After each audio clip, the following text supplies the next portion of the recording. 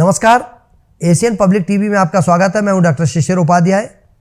कांग्रेस को income tax department का नया नोटिस मिल गया है।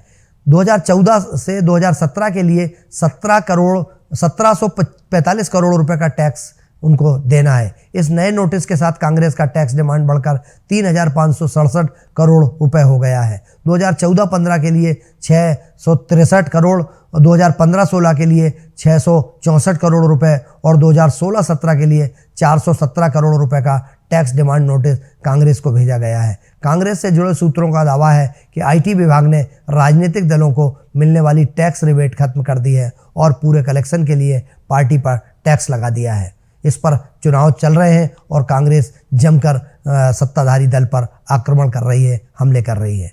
पश्चिम बंगाल, आसाम, मिजोरम और मणिपुर देश के 4 राज्यों में अचानक आए तूफान और बारिश से काफ़ी तबाही मची है। वेस्ट बंगाल के जलपाईगुड़ी में 5 लोगों की मौत हो गई है, 100 लोग घायल हो गए हैं। इसे लेकर पीएम मोदी ने दुख जताया है। असम के गुवाहाटी में गोपीनाथ बोरदोलोई इंटरनेशनल एयरपोर्ट पर तेज बारिश से काफ़ी नुकसान हुआ है। एयरपोर्ट की छत का एक हिस्सा गिर गया है। फ्लाइट की आवाजाही को कुछ समय के लिए रोक दिया गया है। वहीं 6 फ्लाइट को डाइवर्ट करना पड़ा है। मिजोरम के चंपाई जिले के लुंगटन गांव में एक चर्च की इमारत ढह गई है। वहीं आइजोल जिले के सियाल सुक में एक और चर्च की इमारत को नुकसान पहुंचा है। इसके अलावा कुछ घर भी आंशिक रूप से क्षतिग्रस्त हुए हैं।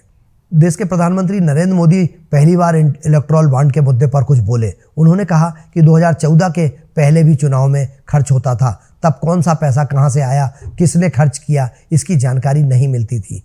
कोई भी सिस्टम परफेक्ट नहीं होता, कमियों को सुधारा जा सकता है। प्रधानमंत्री ने पूछा गया कि क्या इलेक्टोरल बॉन्ड का डेटा पब्लिक होने से पार्टी को झटका लगा है। प्रधानमंत्री ने कहा, मोदी ने इलेक्टोरल बॉन्ड की स्कीम बनाई तो पता चल पा रहा है कि कौन सा पैसा किसके, कब और किसको दिया गया। जो लोग डेटा पब्लिक होने को लेकर हल्ला मचा रहे हैं उन्हें बाद में अफसोस होगा। 1 अप्रैल से नया फाइनेंशियल ईयर 2024-25 शुरू हो गया है। यह नया साल अपने साथ कई सारे बदलाव लेकर आया है। कमर्शियल गैस सिलेंडर के दाम 32 रुपये तक घट गए हैं। वहीं इलेक्ट्रिक गाड़ियों को खरीदने के लिए ज़्यादा कीमत चुकानी होगी। इसके अलावा SBI ने डेबिट कार्ड की एनुअल मेंटेनेंस फीस में भी बढ़ोतरी की है। ऑयल मार्केटिंग कंपनियों ने 19 किलो वाले कमर्शियल सिलेंडर के दाम 32 रुपये तक घटाए हैं। दिल्ली में दाम अब 30.50 रुपये घटकर 1764.50 रुपये हो गए हैं। वहीं 14.2 kg वाले घरेलू सिलेंडर के दाम में कोई बदलाव नहीं हुआ है। दिल्ली में यह 803 रुपये, कोलकाता में 829 रुपये, मुंबई में 802 रुपये 50 पैसे और चेन्नई में 818 रुपये 50 पैसे का मिल रहा है। विदेश मंत्री एस जयशंकर ने कच्चा थीबू मामले पर प्रेस कॉन्फ्रेंस में अपनी बात रखी। उन्होंने कहा कि ऐसा मुद्दा नहीं है जो आज अचानक उठ गया है। ये मामला संसद और तमिलनाडु में लगातार उठता रहा है। इस पर बहस हुई है। उन्होंने कहा कि कांग्रेस और DMK ऐसा दिखा रहे हैं कि उन्होंने कोई जिम्मेदारी नहीं है और यह अभी अभी का मामला है, लेकिन उन्होंने भी इसे अंजाम दिया है। जनता को ये जानने का अधिकार है कि 1974 में कच्चा थीपू को कैसे श्रीलंका को दे दिया गया था और इसके लिए कौन जिम्मेदार था। यह जनता जाने, और अगर देश की इतने महत्वपूर्ण स्थान को श्रीलंका को सौंप दिया गया था तो यह कहीं ना कहीं उस समय की तत्कालीन सरकार के जो नेता थे, जो मुख्यमंत्री थे, देश के प्रधानमंत्री थे, वो और सत्ताधारी पार्टी जिम्मेदार है और इसके लिए कांग्रेस को ही जिम्मेदार बताया है।